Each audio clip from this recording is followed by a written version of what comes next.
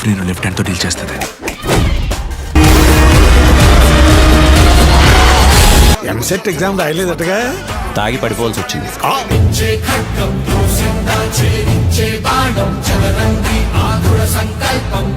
Hello guys, welcome back to T2H time.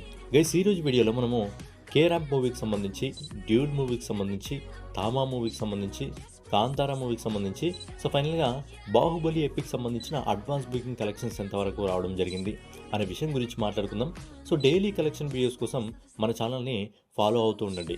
So ముందుగా late చేయకుండా కిరణ్ అబ్బవరం నటించిన కే ర్యాంప్ మూవీకి సంబంధించిన కలెక్షన్స్ ఎంతవరకు రావడం జరిగింది మనం మాట్లాడుకున్నట్టయితే, ఈ సినిమా మొదటి 7 రోజుల్లో ఆల్ ఇండియా నెట్ కలెక్షన్ వచ్చేసి 12 కోట్ల రూపాయలని వసూలు చేసింది. అలాగే 8వ రోజు ఈ సినిమా ఇండియా నెట్ కలెక్షన్ వచ్చేసి 1,66,00,000 రూపాయలని వసూలు చేసింది. సో ఫైనల్గా ఈ సినిమా మొదటి 8 రోజుల్లో ఆల్ ఇండియా నెట్ కలెక్షన్ వచ్చేసి 13,66,00,000 రూపాయలను వసూలు చేసింది. అలాగే ఈ cinema all India gross collection వచ్చేసి 16,11,00,000 రూపాయలను వసూలు చేసింది. సో ఫైనల్గా కిరణ్ అబ్బవరం నటించిన కే ర్యాంప్ మూవీ మొదటి 8 రోజుల్లో ప్రపంచవ్యాప్తంగా 18,61,00,000 రూపాయలను వసూలు చేసింది. సినిమా బడ్జెట్ వచ్చేసి 15 కోట్ల రూపాయలు.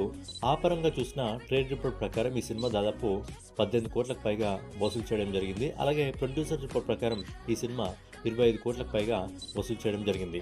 నెక్స్ట్ వచ్చేసి ప్రదీప్ రంగనాథన్ నటించిన డ్యూడ్ మూవీకి సంబంధించిన కలెక్షన్స్ ఎంతవరకు రావడం జరిగింది అనే విషయం గురించి మనం ఒకసారి మాట్లాడుకున్నట్టయితే, ఈ సినిమా బడ్జెట్ వచ్చేసి 30 కోట్ల రూపాయలు. అయితే ఈ సినిమా 2 భాషల్లో రిలీజ్ చేశారు, తెలుగు ఇంకా తమిళ లాంగ్వేజ్లో. ఈ సినిమా మొదటి 7 రోజుల్లో ఇండియా నెట్ కలెక్షన్ వచ్చేసి 56,50,00,000 రూపాయలను వసూలు చేసింది. అలాగే 8వ రోజు ఈ సినిమా ఇండియా నెట్ కలెక్షన్ వచ్చేసి 2 కోట్ల రూపాయలను వసూలు చేసింది. అలాగే 9వ రోజు ఈ సినిమా ఇండియా నెట్ కలెక్షన్ వచ్చేసి 3,29,00,000 రూపాయలని వసూలు చేసింది. సో ఫైనల్గా ఈ సినిమా మొదటి 9 రోజుల్లో ఆల్ ఇండియా నెట్ కలెక్షన్ వచ్చేసి 61,79,00,000 రూపాయలు వసూలు చేసింది.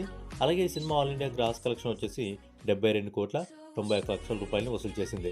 సో ఫైనల్గా ప్రదీప్ రంగనాథన్ నటించిన డ్యూడ్ మూవీ మొదటి 9 రోజుల్లో ప్రపంచవ్యాప్తంగా 96,30,00,000 రూపాయలను వసూలు చేసింది. సినిమా బడ్జెట్ వచ్చేసి 30 కోట్ల రూపాయలు కాబట్టి సినిమా బడ్జెట్ మించి వసూలు చేసి బ్లాక్ బస్టర్ హిట్గా అయితే ముందుకు దూసుకెళ్తుంది. అయితే ప్రొడ్యూసర్ రిపోర్ట్ ప్రకారం ఈ సినిమా కూడా 100 కోట్ల మార్కుని ఆల్రెడీ చేరుకుంది. నెక్స్ట్ వచ్చేసి ఆయుష్మాన్ ఖురానా, రష్మిక మందాన నటించిన తామా మూవీకి సంబంధించిన కలెక్షన్స్ ఎంతవరకు రావడం జరిగింది మనం మాట్లాడుకున్నట్టయితే, ఈ సినిమా బడ్జెట్ వచ్చేసి 145 కోట్ల రూపాయలు. అయితే ఈ సినిమా మొదటి 4 రోజుల్లోనే ఇండియా నెట్ కలెక్షన్ వచ్చేసి 71,45,00,000 రూపాయలను వసూలు చేసింది.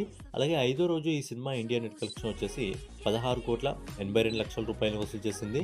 అలాగే ఈ రోజు ఇప్పటివరకు మనకు వస్తున్న రిపోర్ట్ ప్రకారం మీరు సండే హాలిడే కాబట్టి దాదాపు 20 కోట్ల రూపాయల నెట్ కలెక్షన్ని ఈ సినిమా వసూలు చేస్తుంది. సో ఫైనల్గా ఈ సినిమా మొదటి 6 రోజుల్లో ఆల్ ఇండియా నెట్ కలెక్షన్ వచ్చేసి 108,27,00,000 రూపాయలను వసూలు చేస్తుంది. అలాగే ఈ సినిమా గ్రాస్ కలెక్షన్ వచ్చేసి 129,65,00,000 రూపాయలను వసూలు చేస్తుంది. సో ఫైనల్గా ఆయుష్మాన్ ఖురానా, రష్మిక మందాన ప్రధాన పాత్రలు నటించిన తామా మూవీ మొదటి 6 రోజుల్లో ప్రపంచవ్యాప్తంగా 143,17,00,000 రూపాయలనైతే వసూలు చేస్తుంది.